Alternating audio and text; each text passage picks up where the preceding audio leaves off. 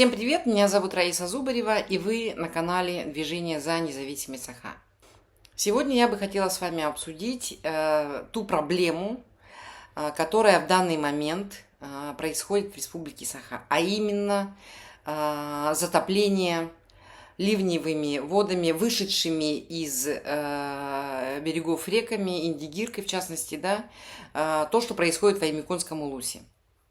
Насколько мы знаем, по последним данным, в Аймиконском улусе сегодня были затоплены 4 населенных пункта, и людей начали эвакуировать.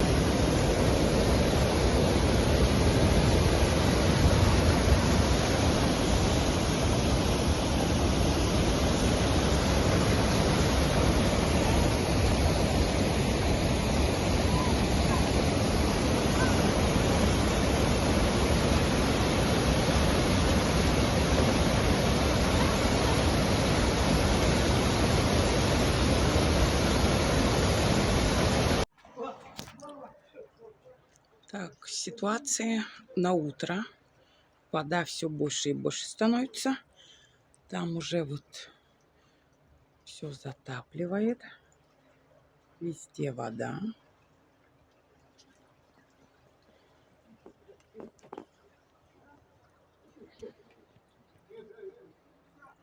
Так, у нас весь двор затоплен.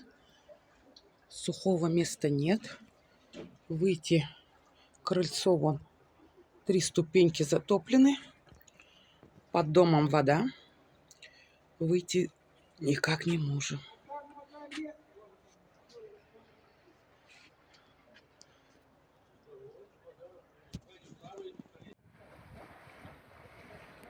Спасение деймін.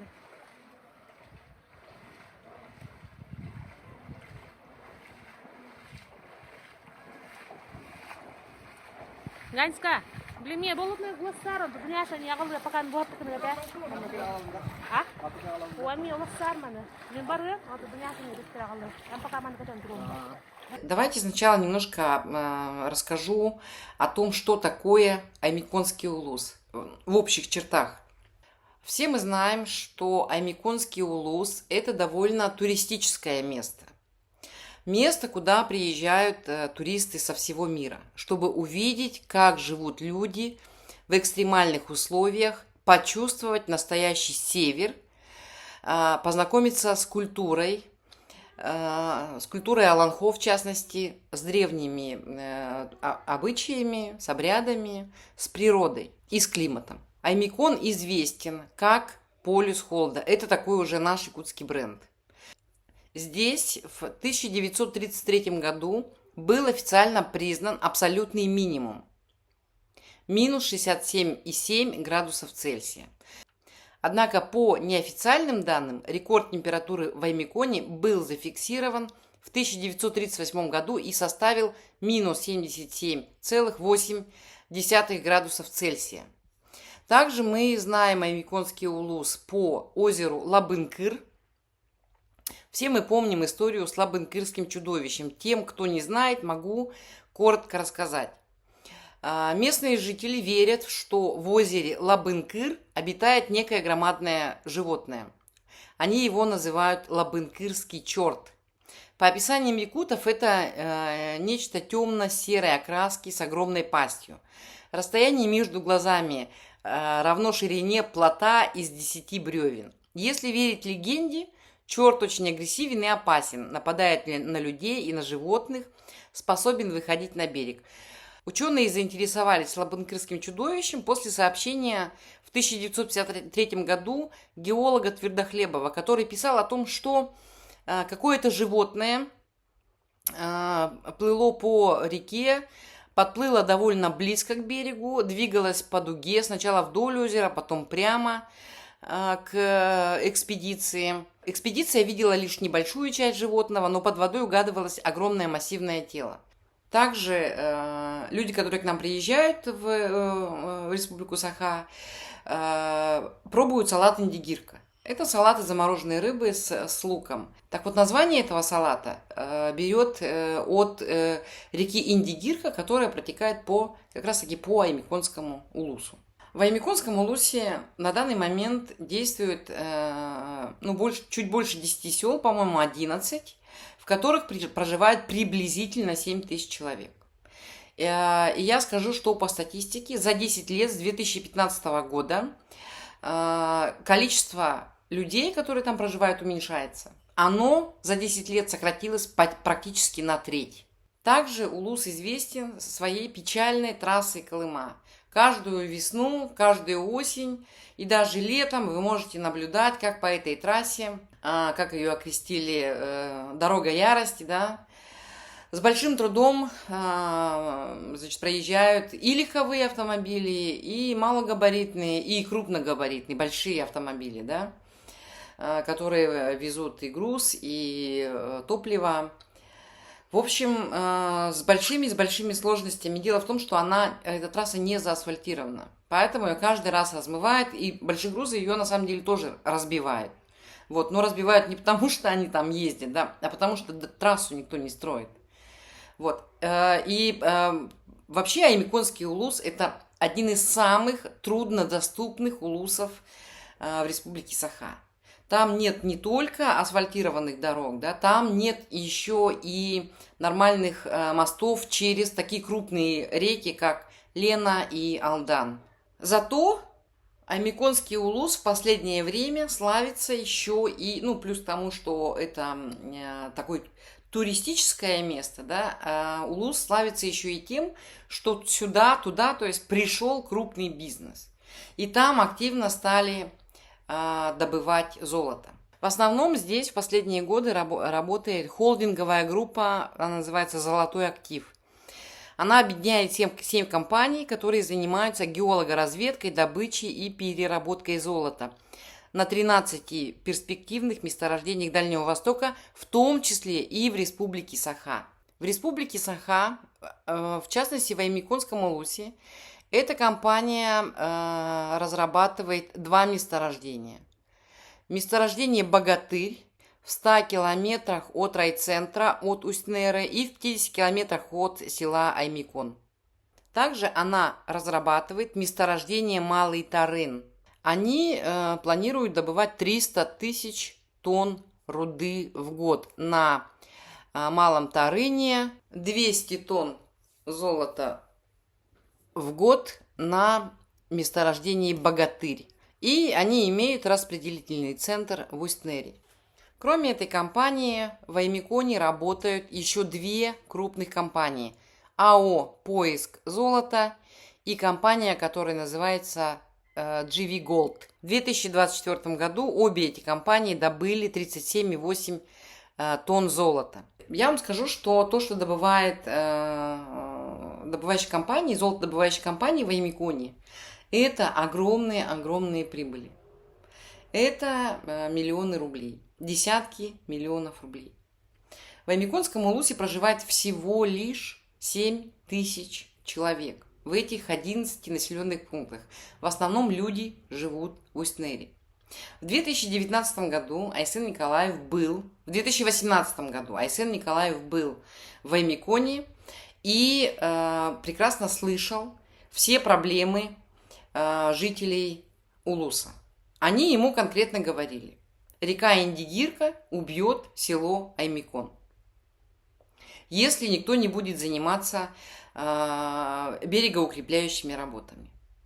А мы знаем, что река Индигирка все время выходит, каждый год выходит из берегов. Каждый год мы читаем эти новости, что Аймикон бьет тревогу. Это проблема не одного десятилетия. Вот на этом видео женщина говорит о том, что проблема это 70-х годов. Эта проблема возникла в 70-е годы, и до сих пор никто ничего не сделал. В 2018 году Айсен Николаев туда приехал. Посмотрите на них. Они приехали в Аймикон сразу после совещания с золотодобывающей компанией GV Gold. Посмотрите, как они смотрят на этих жителей.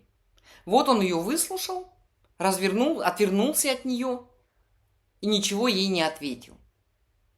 Посмотрите, какие довольные лица якобы вот этих журналистов, которые находятся в пуле Николаева, да?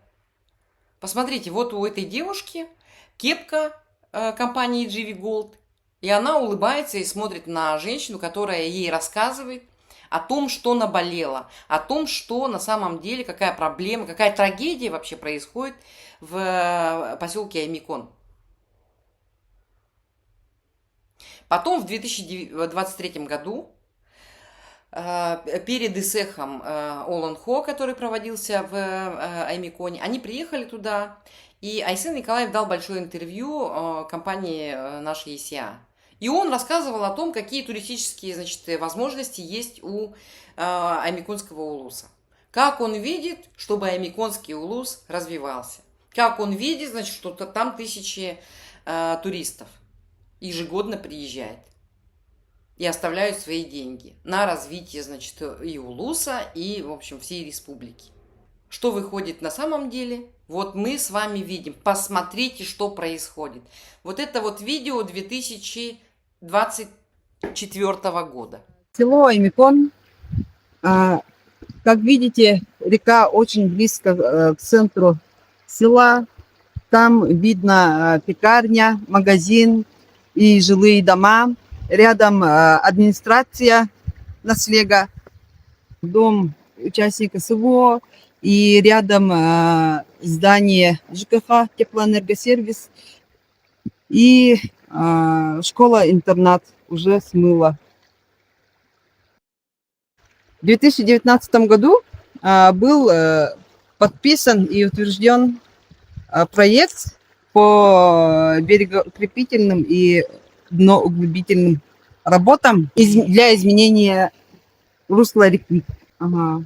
Ну, в прошлом году вроде бы работали, сделали что-то, но, как видите, не до конца. Село Харатумул размыло дорогу, соединяющую с селом Аймикон. Как видите, до сих пор работы не ведутся.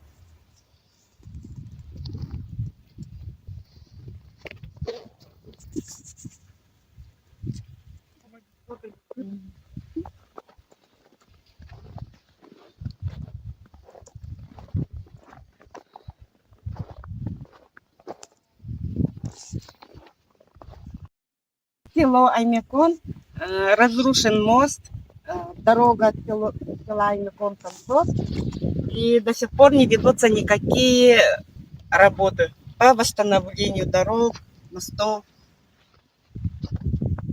Просим правительство взять под контроль эту ситуацию. Ну и по сути, да, что на сегодняшний момент, на сейчас, после того уже, как эти все села затопило, после того, как мы видели, как люди передвигаются на лодках, после того, как мы видели, как этих бедных бабушек выносят, эвакуируют из их домов, что происходит, что правительство делает? Дим Димыч Садовников, да, Дмитрий Садовников, опубликовал у себя, что вот туда выехала, значит, туда выехали специалисты. Где Айсен? Вот хочется спросить, Айсен где? Ау, ты где, да? Людям нужно ходить, наверное, по, значит, республике и искать Айсена, чтобы он хоть что-то предпринял.